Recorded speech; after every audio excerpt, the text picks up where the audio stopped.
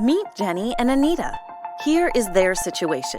Anita says that her coworker Jenny is committing microaggressions and that Jenny doesn't seem to understand that what she is doing is offensive.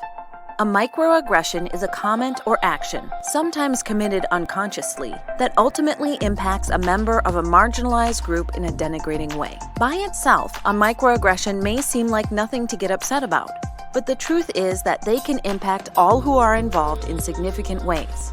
The complaint is that Jenny is making statements like, "I don't see color," and "I couldn't even tell you were black when I first talked to you on the phone." Anita no longer interacts with Jenny because she feels unseen and devalued. So Anita and Jenny are not communicating. Why? Because there's fear, lack of trust, maybe even some anger and shame. And there are underlying tensions. Looking at this with a polarity lens can help us to challenge the microaggression and support both parties involved.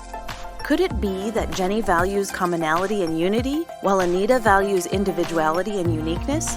Could this be an underlying polarity? Could it be that both positions actually share a greater purpose that could unite Anita and Jenny? We need to value both commonality and uniqueness in order to achieve a high-functioning work culture. This is a tension that is fundamental to thriving relationships and ultimately to achieving a high-functioning work culture.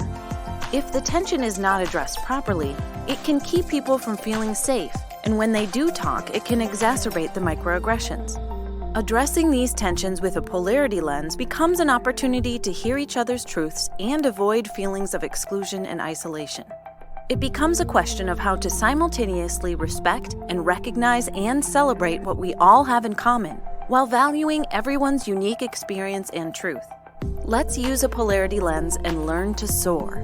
We can create safe spaces where we can share intent, own impact, affirm alignment, and restore relationships.